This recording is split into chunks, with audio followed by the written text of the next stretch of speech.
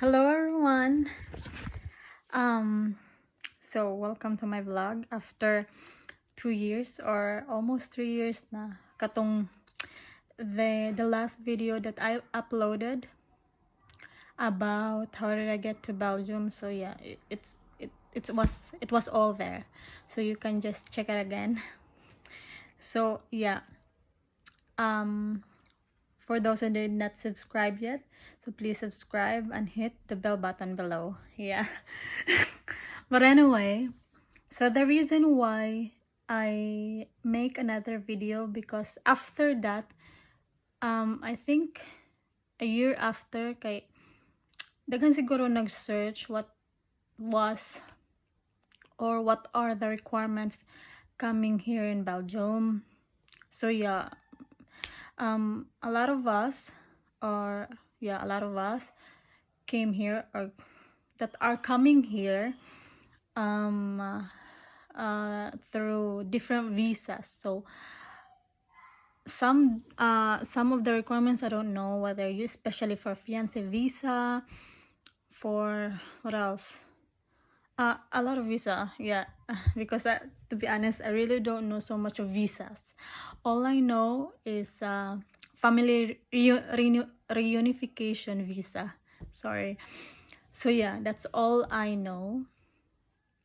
So before that, actually there are many, na this is case ingon sikat no, pero I think there are a lot of researcher, especially in YouTube.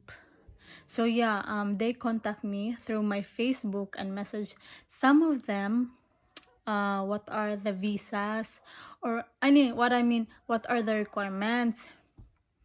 So yeah, some of them I replied, then some of them I replied, but it's I think a week after or 2 weeks after kay the message through messenger is coming through archive or message request. So some of them I did not notice. It's just when I'm scrolling or make kore in my messenger. So mao na to. So daghan kay ni message nako kanang giunsa daw nako, basta daghan kay requirements ana na mo ni mo na daghang pangutan na about requirements, and some of them kanang same og situation nako. So yeah, so before I came here to Belgium, no, kay I have 2 kids in the Philippines. So they stay there for 1 year. The reason why they stay there, it's just we don't want wait. So pwede man, I don't know how to say this, but before we applied for visa for them coming here, is that I think when we were 8 months or before mi nag 1 year diri, so nangutana mi sa munisipyo na about unsay mas dali nga requirements, pero kibaw na mi nag-search na mi, nangandam na mi, we put it kanang ready na ba. It's just we wanted to make sure the easiest and the fastest. So nangutana mi adto dito sa nasa munisipyo, they call it Hemente. I don't know the pronunciation.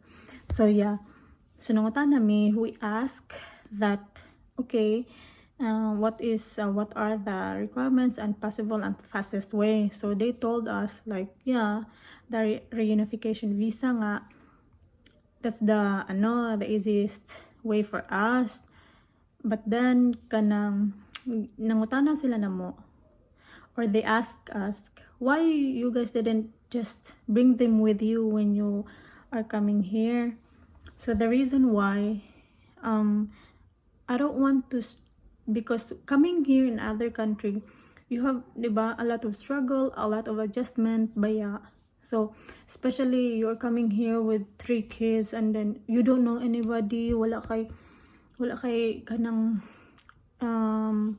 parente, relatives, or yeah, lisod baya. It's not easy if you're alone, because as far as I remember when I came here, wala mo nag 1 year I think kuan pa 5 months 6 months na kay grabe ka struggle, like the environment, it's different by especially the weather.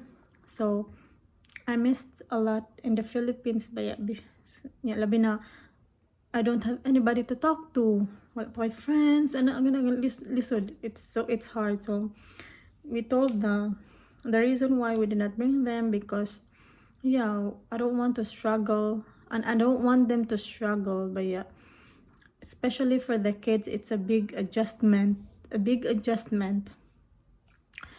So it's so hard for them. For us adults, it is understandable naman that we have to adjust. So yeah, we know the consequences.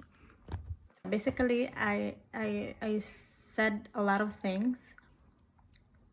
So definitely I'll upload part 2 about visa, about questions and other things that people message me with the same situation and what are that. Okay, so thank you for patiently watching this. So yeah, that would be all.